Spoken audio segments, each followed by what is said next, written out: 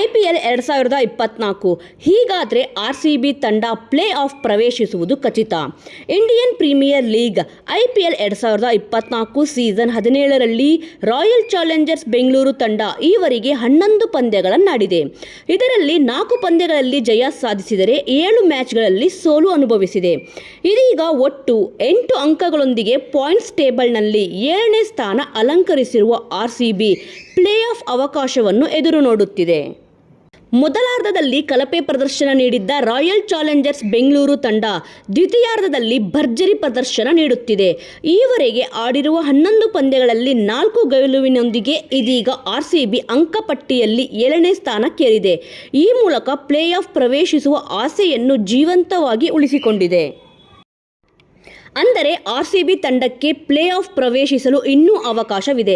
ಆದರೆ ಇದು ನಿರ್ಧಾರವಾಗುವುದು ಉಳಿದ ತಂಡಗಳ ಫಲಿತಾಂಶ ಆಧಾರದ ಮೇಲೆ. ಇಲ್ಲಿ RCB ತಂಡವು ತನ್ನ ಮುಂದಿನ ಎಲ್ಲ ಪಂದ್ಯಗಳನ್ನು ಗೆದ್ದರೆ ಒಟ್ಟು 14 ಅಂಕಗಳನ್ನು ಕಲೆ ಹಾಕುತ್ತದೆ.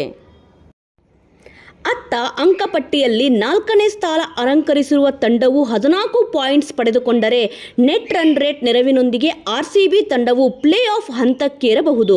ಆದರೆ ಪ್ರಸ್ತುತ ಪಾಯಿಂಟ್ಸ್ ಟೇಬಲ್ನಲ್ಲಿ 3ನೇ ಮತ್ತು 4ನೇ ಸ್ಥಾನದಲ್ಲಿರುವ CSK, SRH ಮತ್ತು LSG ತಂಡಗಳು ಈಗಾಗಲೇ 12 ಅಂಕಗಳನ್ನು ಗಳಿಸಿದೆ.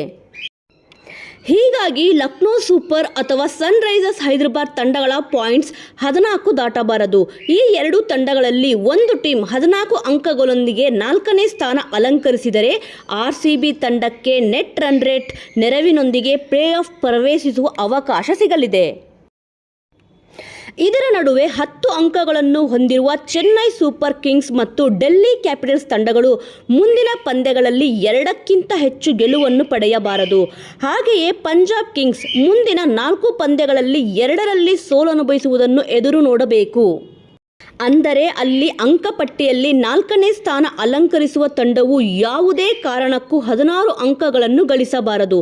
ಒಂದು ವೇಳೆ ಅಂಕಪಟ್ಟಿಯಲ್ಲಿರುವ ಮೊದಲ 4 ತಂಡಗಳು 14ಕ್ಕಿಂತ ಹೆಚ್ಚಿನ ಅಂಕಗಳನ್ನು ಪಡೆದುಕೊಂಡರೆ RCB ತಂಡ ಪ್ಲೇ ಆಫ್ನಿಂದ ಹೊರಬೀಳಲಿದೆ. ಹೀಗಾಗಿ RCB ತಂಡವು ಪ್ಲೇ ಆಫ್ ಪ್ರವೇಶಿಸುವುದು ಉಳಿದ ತಂಡಗಳ ಫಲಿತಾಂಶದ ಮೇಲೆ ನಿರ್ಧಾರವಾಗುತ್ತದೆ. ಅಂದರೆ ಸನ್ ರೈಸರ್ಸ್ ಹೈದರಾಬಾದ್ ಮತ್ತು ಲಕ್ನೋ ಸೂಪರ್ ಜೈಂಟ್ಸ್ ತಂಡಗಳು ಮುಂದಿನ 4 ಪಂದ್ಯಗಳಲ್ಲಿ ಕೇವಲ 1 ಜಯ ಮಾತ್ರ ಸಾಧಿಸಬೇಕು. ಇದರಿಂದ ಉಭಯ ತಂಡಗಳು ಒಟ್ಟು ಅಂಕಗಳು ತಲಾ 14 ಆಗಲಿದೆ.